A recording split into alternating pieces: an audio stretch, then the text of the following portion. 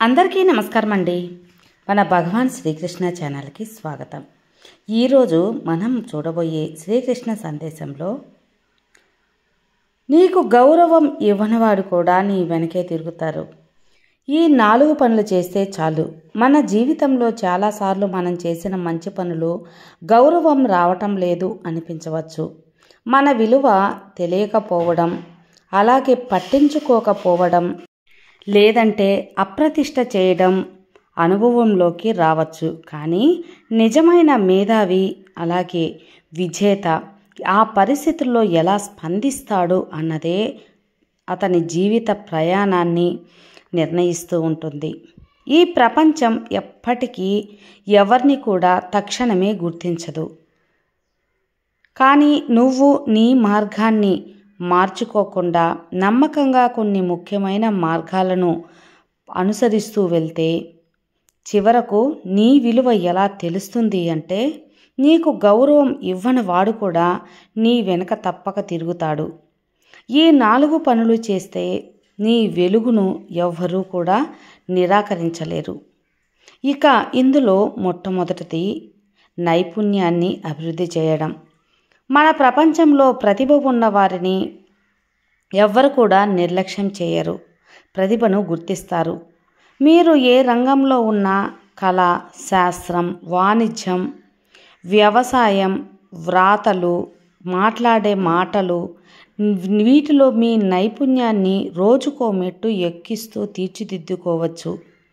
ఒక దశలో మీ పనితీరు చూసి ప్రతి ఒక్కరూ కూడా అభిమానం చూపక తప్పక ఉంటుంది. మేధస్సు నమ్మకంగా పెరిగితే ప్రతిభ పరిచయంగా మారుతుంది. ఒక వ్యక్తి చక్కటి పనితీరుతో సాధించిన కీర్తి ఎప్పటికీ అలాగే నిలిచిపోతుంది. ఆ కీర్తి ఎదురుగా నీ విలువను వట్టి మాటలతో మాత్రమే అస్వీకరించిన వాడు కూడా మౌనంగా ఒప్పుకోవాల్సి వస్తుంది. ఇక రెండవది విలువతో జీవించటం. నువ్వు ఎప్పటికీ నీ విలువని వదిలిపెట్టలేకపోతే నిన్ను చిన్నచూపు చూసేవారికి చివరికి నీ నిజాయితీపై గౌరవం కలుగుతుంది. విలువలతో నడిచిన జీవితానికి నిలకడగా గౌరవం లభిస్తూ ఉంటుంది. అది ఒక్కరోజు కాదు, శాశ్వతంగా జీవితాంతం ఉంటుంది. మంచితనాన్ని తక్కువ చేసి చూసే వ్యక్తులు కూడా చివరకు మంచితనమే ప్రపంచాన్ని గెలిపిస్తుందని అంగీకరించవలసిన పరిస్థితి తప్పక వస్తుంది. ఇక మూడవది శాంతంగా, సమర్థవంతంగా వ్యవహరించడం. వివాదాల్లో నువ్వు పాల్గొనకపోవచ్చు, కానీ నీ శాంతమే నీ శక్తిని తెలియజేస్తుంది. మనకు గౌరవం ఇవ్వని వ్యక్తులకి నిలదీయటం కన్నా వారి ఎదుట మన లక్ష్యాలను నిశ్శబ్దంగా సాధించటం అనేది గొప్ప మార్గం అవుతుంది. ఒకసారి నీ విజయాల గలం పాడైనప్పుడు అతని మౌనం నీ గెలుపును ప్రకటిస్తుంది. అతి గొప్ప ప్రతీకారం అంటే శాంతంగా ఉండి నీ విజయంతో సమాధానం ఇవ్వడమే. ఇక నాలుగవది ఆత్మవిశ్వాసాన్ని నిలుపుకోవడం. ఆత్మవిశ్వాసాన్ని నిలుపుకోవడం అంటే మీరు మీపై నమ్మకం ఉంచినప్పుడే జరుగుతుంది. ఇతరులు కూడా మీ నుంచి దాన్ని తప్పక గమనిస్తారు. మనల్ని తక్కువగా చేసి చూసేవారు కూడా మన ధైర్యాన్ని చూసి కొంతకాలానికి ఆశ్చర్యపోతారు. వారు మనపై ఎప్పటికీ ఆధిపత్యాన్ని అస్సలు చూపలేరు. ఎందుకంటే మన ఆత్మవిశ్వాసం అనేది వారి అంతటికంటే శక్తివంతంగా కనిపిస్తూ ఉంటుంది. ఆత్మవిశ్వాసంతో మౌనంగా పనిచేస్తూ ఉంటే మన ప్రభావం మన మాటల కన్నా ముందుకు వెళ్తుంది. ఇక ఈ 4 మార్గాలు నైపుణ్యం, శాంతి, విలువలు, ఆత్మవిశ్వాసం. ఇవి నీ దగ్గర ఉన్నంత వరకు ఎవ్వరు కూడా నీ విలువను అస్సలు తగ్గించలేరు. నీ శత్రువు అయినవాడు కూడా నీ విజయాన్ని చూసి తప్పకుండా నీ వెనక నడవాల్సిందే. నీ గౌరవాన్ని నిరాకరించిన వాడు కూడా చివరకు నీ గౌరవాన్ని సాధించాలన్న తపనతో బ్రతకాల్సి వస్తుంది. నీ విజయానికి శబ్దం అవసరం లేదు, ఎందుకంటే నీ శక్తే శబ్దం చేస్తుంది. నీ విలువ తెలియకపోతే జాగ్రత్త, అది అతి త్వరలోనే తలుక్కుమంటుంది. అప్పుడు గౌరవం ఇవ్వని వారు కూడా నీ వెనుక నడవక తప్పదు. ఇందుకు సంబంధించిన ఒక గొప్ప కథ కూడా చెబుతాను. ఇక దీని శీర్షిక ఎలా ఉంటుంది అంటే, చిన్న చీకటి గొప్ప వెలుగు. ఒక చిన్న గ్రామంలో రాముడు అనే బాలుడు ఉండేవాడు. అతను చదువులో చాలా మేధావి, కానీ తక్కువగా మాట్లాడేవాడు. గ్రామంలో అతని తల్లిదండ్రులు అలాగే రైతులుగా ఉండేవారు. అలాగని పెద్దగా సంపాదన లేదు, కానీ విలువలు మాత్రం పుష్కలంగా ఉండేవి. రాముడు పాఠశాలలో ఎప్పుడూ ముందంజలోనే ఉండేవాడు. బాగా చదివేవాడు. కానీ పక్కింటి కోటేశ్వరరావు గారి ఒక పెద్ద సామాజిక వ్యక్తి, ధనవంతుడు కూడా, డబ్బున్నవాడు. తన కొడుకు రఘును మించిన వాడే లేడని ఎప్పుడు అందరి చేత అతను పొగిడించుకొని చెప్పించేవాడు. ఒకసారి పాఠశాలలో విజ్ఞాన పోటీలు జరిగాయి. అందులో రాముడు మొదటి బహుమతిని గెలిచాడు. కోటేశ్వరరావు చల్లగా నవ్వి, ఈ పిల్లవాడికి ఎప్పుడు కూడా పోటీలు గెలవడమే తెలుసు, కానీ జీవితాన్ని గెలవడం అస్సలు తెలియదు అంటాడు.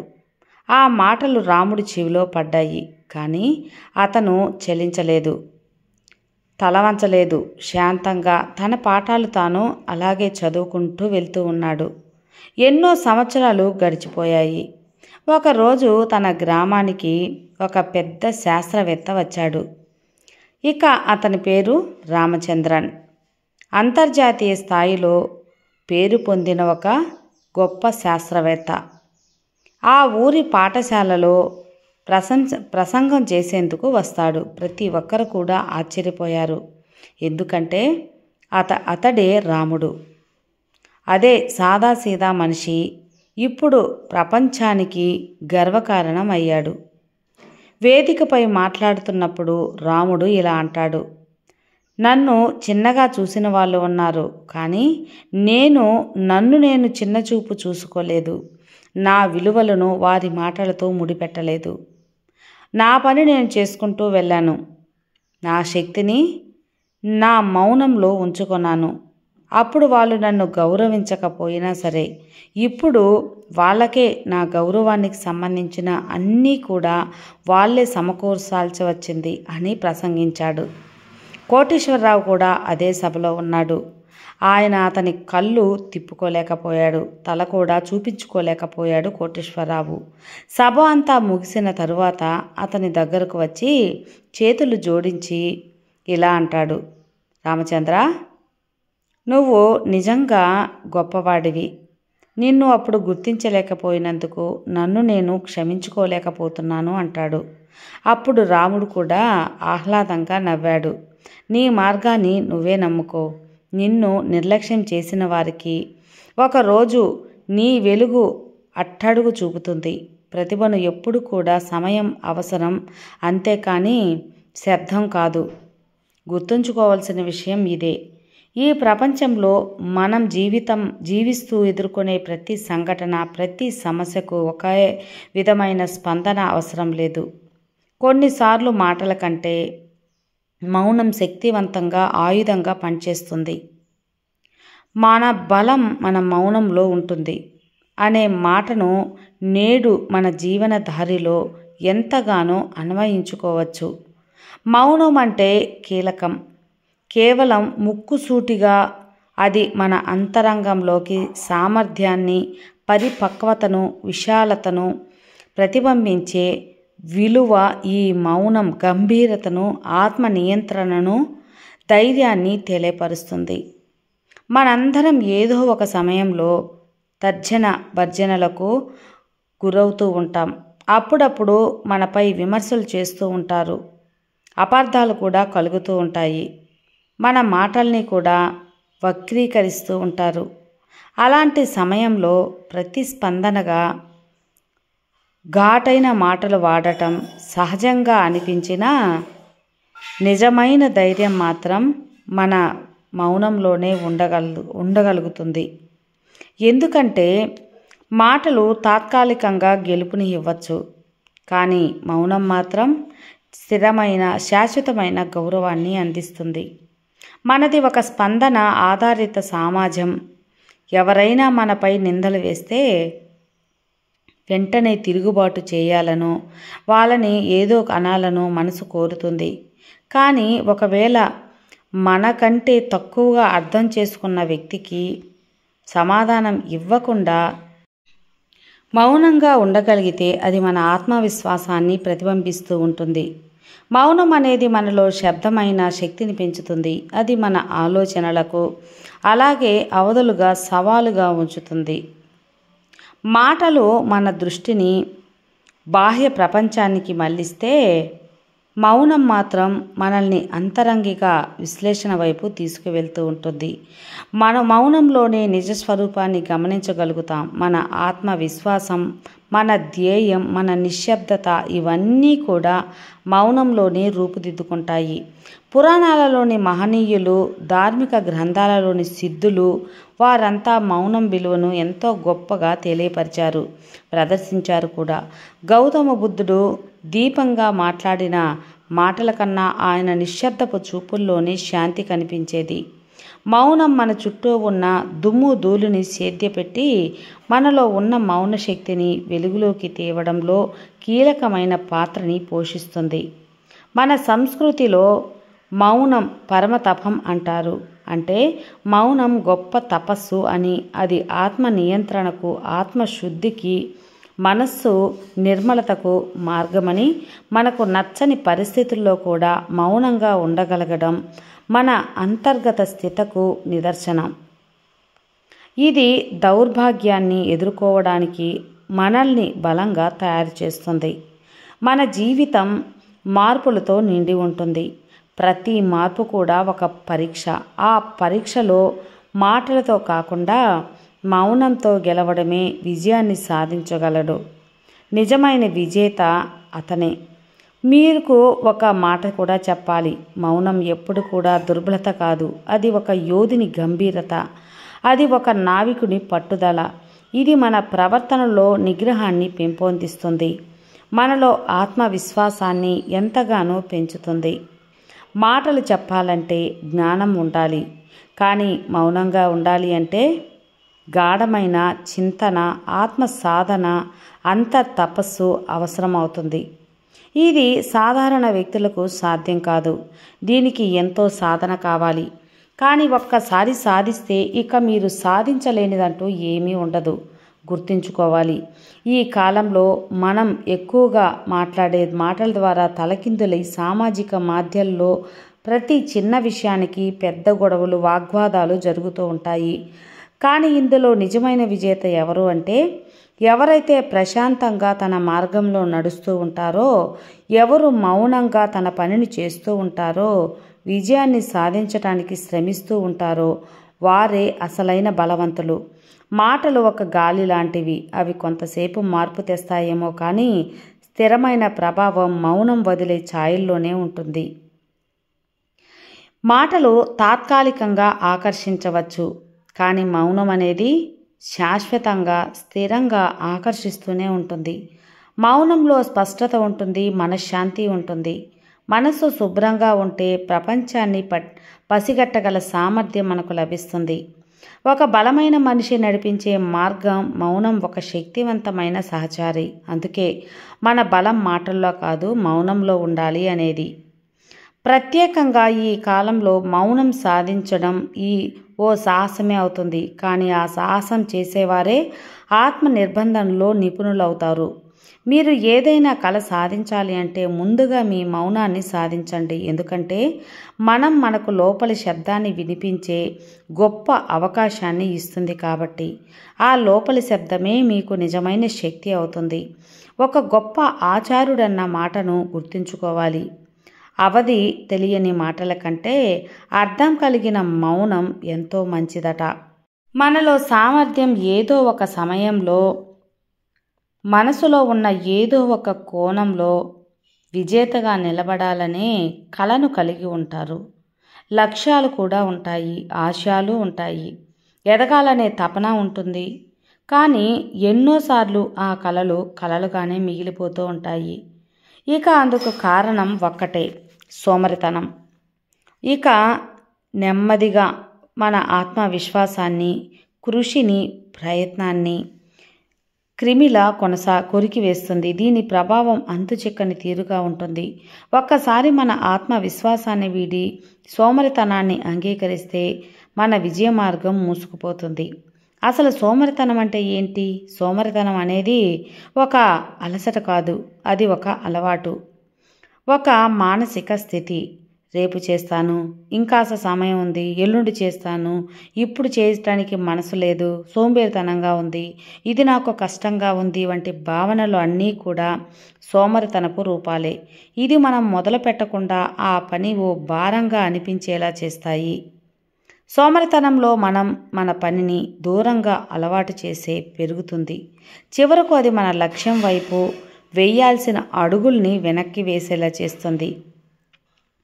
సోమరితనం అనేది లక్ష్య సాధనకు పెద్ద శత్రువు అనే చెప్పచ్చు. మనకు ఎంత గొప్ప కళలు ఉన్నా, ఎంతటి తెలివితేటలు ఉన్నా, మనిషిలో ప్రయత్నం చేయాలనే మనస్తత్వం లేకపోతే వాటన్నిటికీ కూడా అర్థమే ఉండదు. సోమరితనంతో ఉండే వ్యక్తి తనలోని బలాన్ని సరిగా ఎప్పటికీ ఉపయోగించుకోలేడు.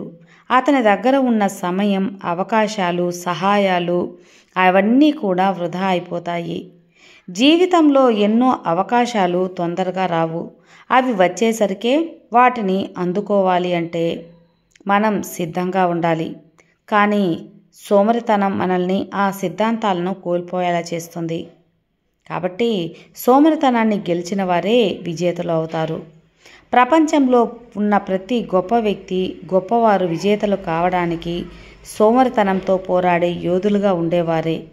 ఉదయాన్నే లేచి క్రమశిక్షణతో పనిచేయడం, తమ లక్ష్యాన్ని ప్రతిరోజు గుర్తు చేసుకోవడం, ఏ క్షణం వచ్చినా చేతిని వెనక్కి తీయకుండా ముందుకు సాగడమే వారి నైజంగా ఉండేది. వారిలోని కోరిక, కృషి, క్రమశిక్షణ సోమరితనాన్ని జయిస్తాయి.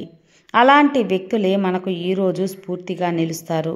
సోమరితనం మనకు తాత్కాలికంగా ఆనందాన్నిస్తుంది, కానీ దీర్ఘకాలికంగా కేవలం బాధను మాత్రమే మిగులుస్తుంది. ఇప్పుడే కుదరదు, ఇంకాస్త నిద్రపోవాలి, ఈరోజు కాస్త కాలయాపన చేయాలి, ఇవన్నీ కూడా మన ప్రయత్నాన్ని రోజు రోజుకి వెనక్కి లాగేస్తూ ఉంటాయి. ఒక రోజు ఆలస్యం, ఒక చిన్న అప్రమత్తం, ఒక అనాలోచితాత్మక వెనుకడుగులో ఎన్నో అవకాశాలను కోల్పోయేలా చేస్తుంది. మనం ఎప్పటికీ మొదలు పెట్టకుండా అదే స్థితిలో ఉండిపోతాం. ఇక సోమరితనాన్ని జయించాలి అంటే ఏం చేయాలో తెలుసా? సోమరితనాన్ని గెలవాలి అంటే స్పష్టమైన దారి కంటే లక్ష్యం ఉండాలి. ప్రతిరోజు కూడా చిన్న చిన్న పనులను పూర్తి చేయడం, మన పని మీద మనం ప్రేమను కలిగి ఉండటం, ఆత్మవిశ్వాసాన్ని పెంచుకుంటూ ఉండటం ఎంతో అవసరం. ఉదయం లేవగానే మొదటి గెలుపు అదే. సోమరితనాన్ని ఓడించడం. రోజు గడిచేసరికే చిన్న విజయాలను ఆనందించాలి, వాటినే బలంగా మార్చుకోవాలి. క్రమశిక్షణ, ధైర్యం, నమ్మకం ఇవే మనకు సోమరితనాన్ని జయించే ఆయుధాలుగా చెప్పవచ్చు. మన విజయానికి అడ్డంకులు ఎప్పుడు కూడా బయట ఉండవు, మన లోపలే ఉంటాయి. సోమరితనం అనేది అంతర్గత శత్రువు. మన ఎదుగుదలకి, మన లక్ష్య సాధనకి అతి పెద్ద గోడగా, అడ్డంగా మనలో ఉన్న బలం, మన ప్రయత్నం, మన కృషి, అలాగే మన ఆత్మవిశ్వాసం ఇవన్నీ ఉన్నా కూడా ఒక బద్ధకం ఉంటే మనం ముందుకి ఎప్పటికి కూడా కదలలేం, ఏది సాధించలేం. కాబట్టి మొదటిసారి గెలుపాలంటే మనలో ఉన్న బద్ధకాన్ని, విజయం మన చేతుల్లో ఉంది, కానీ దాని తలుపులు తట్టాల్సింది మనమే అని గుర్తుంచుకోవాలి. కాబట్టి ఈ యొక్క సోమరితనాన్ని ఎవరైతే వదిలిపెడతారో తప్పకుండా వాళ్ళ లక్ష్య సాధనతో ముందుకు వెళ్ళగలరు. విన్నారు కదా అండి, ఈ కృష్ణ సందేశం మీకు ఉపయోగకరంగా ఉంటుంది అనుకుంటున్నాను. నచ్చితే లైక్ చేయండి, మరికొంతమందికి షేర్ చేయండి. కొత్తగా మన ఛానల్ చూస్తే సబ్స్క్రైబ్ చేసుకోండి. మరో మంచి వీడియోతో మళ్ళీ కలుద్దాం. అంతవరకు సర్వే జన సుఖినో భవంతు. జై శ్రీకృష్ణ.